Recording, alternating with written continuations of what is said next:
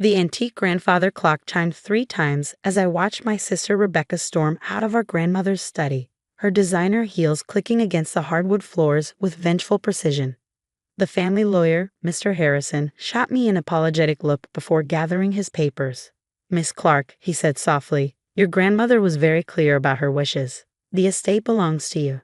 My name is Olivia Clark, and at 28 years old, I had just inherited not only my grandmother's substantial fortune, but also her business empire, Clark Industries, a fact that my older sister found absolutely unacceptable. I ran my fingers along the smooth mahogany desk where my grandmother had spent countless hours teaching me everything she knew. If only Rebecca understood that this moment had been years in the making.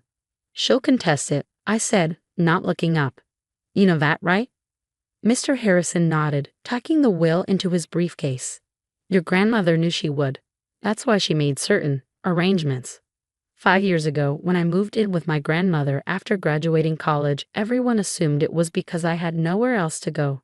Rebecca had called me a failure, pointing out how she was already a successful corporate lawyer while I was living off Grandma's charity.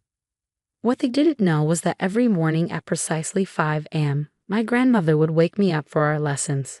The world is full of Rebeccas, she told me that first morning, pouring us both coffee in delicate bone china cups. People who think success is about what you display on the surface.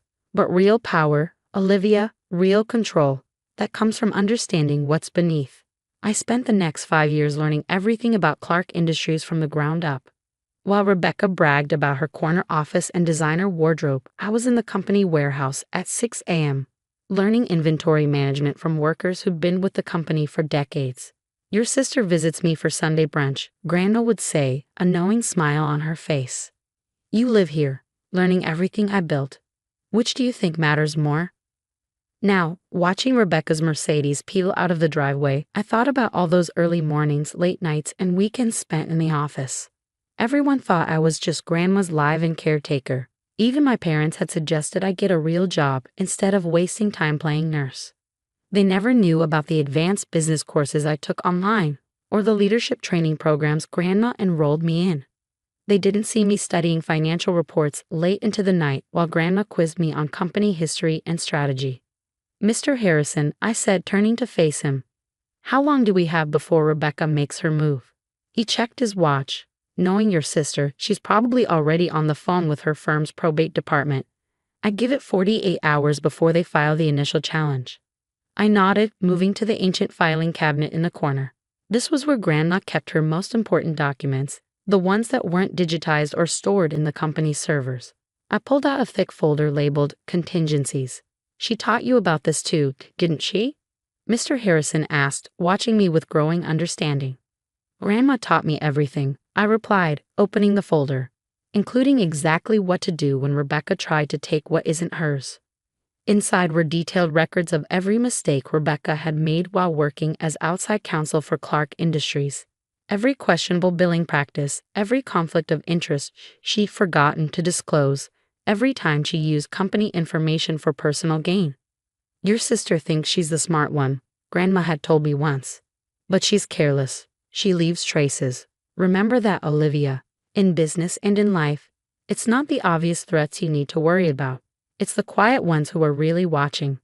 My phone buzzed. A text from Rebecca. "Hope you enjoyed your little victory. When my lawyers are done, you'll be lucky if Grandma's china set is still yours." I smiled, thinking of the lessons Grandma had drilled into me. "Never react emotionally to a threat," she'd say. "Emotion clouds judgment. Strategy requires clarity." I didn't respond to the text. Instead, I called Maria Santos, Grandma's longtime assistant and my secret mentor for the past 5 years. "It's time," I said when she answered. "Rebecca's making her move." "Everything's ready," Maria replied, and I could hear her smile. "Your grandmother left very detailed instructions. Shall we begin?" For the next several hours, Maria and I executed the plan Grandma had prepared. First, we contacted the board members, not the official board that Rebecca knew about, but the advisory board Grandma had quietly assembled over the past 5 years. People who had worked with me, mentored me, and knew exactly what I was capable of. Then we reached out to key clients and partners, using relationships I built during my wasted years working in different departments. While Rebecca had been climbing the corporate ladder at her law firm, I'd been learning every aspect of our family business. By midnight, my phone was buzzing constantly with messages from Rebecca's allies in the company, all suddenly very concerned about their positions. They backed her because they thought she was the obvious heir, a successful lawyer, the polished businesswoman. Now they were learning that Grandma had been grooming a different kind of leader. I sat in Grandma's study, now my study, looking at her photograph on the desk. She was young in the picture, standing in front of the first Clark Industries warehouse. A woman building an empire in a time when women weren't supposed to run companies. Your sister thinks power comes from titles and corner offices, she told me during one of our last conversations.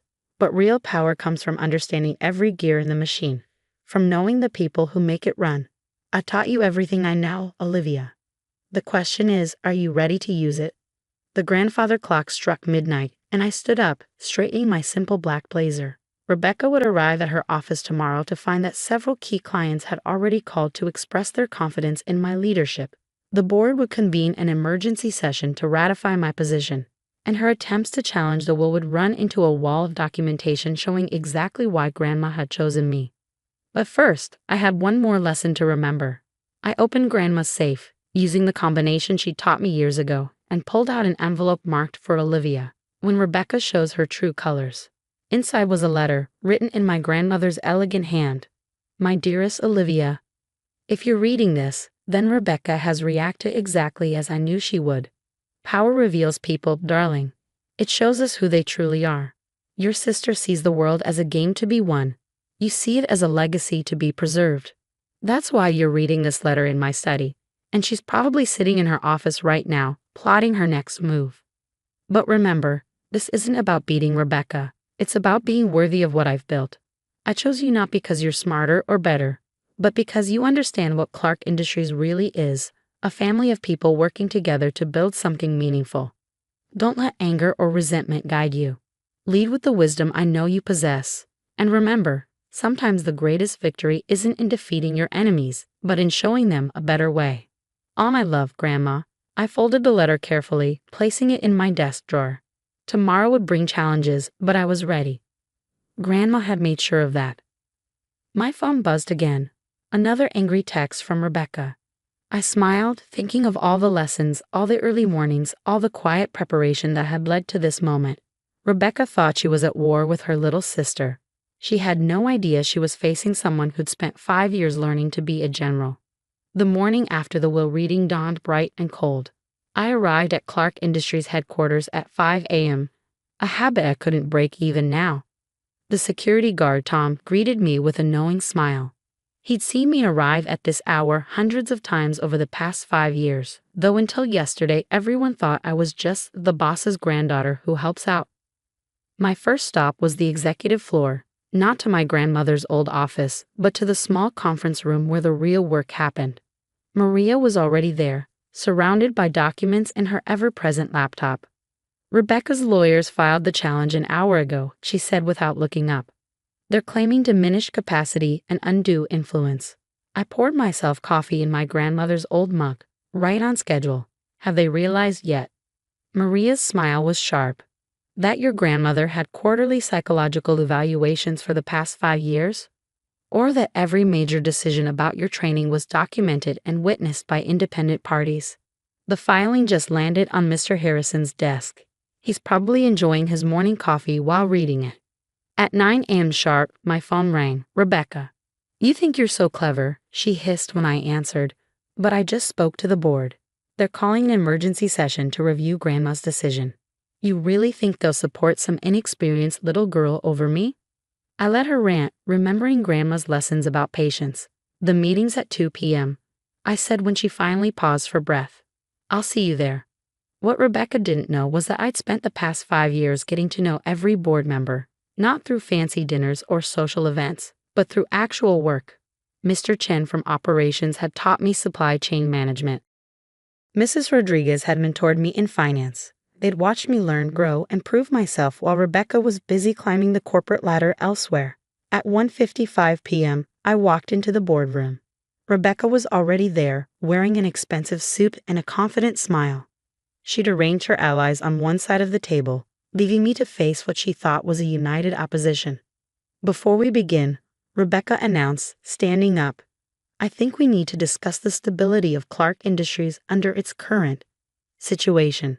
My legal team has prepared a detailed analysis of why my grandmother's decision needs to be reviewed. I waited until she finished her practice speech about experience, qualifications, and her deep concern for the company's future. Then I nodded to Maria, who started distributing folders to each board member. What's this? Rebecca demanded, flipping through the contents. A 5-year strategic plan for Clark Industries, I replied calmly, one that I developed with input from each department head, based on my direct experience working in every division of the company. The board members were reading now, their expressions changing as they recognized projects they'd discussed with me, improvements they'd suggested, innovations they'd dreamed of. Furthermore, I continued, you'll find audited financials for the divisions I've been quietly managing for the past 3 years. Average growth of 27% year-over-year, employee satisfaction up 40%, and client retention at an all-time high. Rebecca's face had lost its confidence. That's impossible. You were just Grandma's caretaker. Mr. Chen cleared his throat. Actually, Ms. Clark, your sister has been effectively running our Asia-Pacific operations since 2021. That expansion plan you praised last quarter. That was her work. Mrs. Rodriguez nodded. And the new financial modeling system the company adopted last year, Olivia developed that after spending 6 months analyzing our inefficiencies. One by one, board members began sharing stories of projects I'd worked on, problems I'd solved, innovations I'd implemented, all while Rebecca thought I was just playing nurse to our grandmother. This is ridiculous, Rebecca snapped, but her voice had lost its edge. I'm a qualified corporate lawyer. I have actual business experience. Yes, I said softly, you're a lawyer, but I'm a leader. Grandma knew the difference. I pulled out one final document, the letter Grandma had left for this exact moment.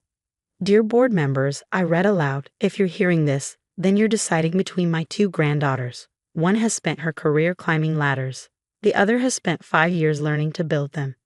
Choose wisely. The future of Clark Industries depends on someone who understands that a company is not a trophy to be won, but a legacy to be nurtured. The vote was unanimous. As Rebecca stormed out of the boardroom for the second time in 2 days, I thought about calling after her. Part of me wanted to explain, to help her understand what Grandma had tried to teach us both. But then I remembered one of Grandma's final lessons. Sometimes, Olivia, the kindest thing you can do for someone is let them learn from their mistakes. Rebecca will either grow from this or she won't. That's her choice to make. In the weeks that followed, Clark Industries thrived under the plans I'd spent years developing.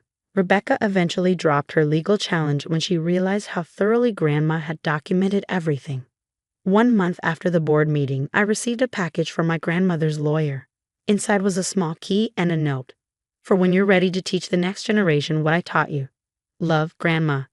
The key opened a hidden compartment in her desk, revealing decades of journals documenting her journey building Clark Industries. As I sat reading them in the quiet of my office, I understood her final lesson. True legacy isn't about inheritance or control. It's about wisdom passed down, lessons learned, and the understanding that real success comes not from defeating others, but from building something worthy of being passed on. Rebecca never did understand that.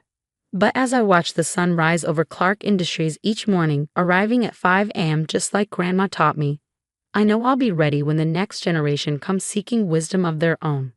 Sometimes the greatest victory isn't in proving others wrong, but in proving your teachers right.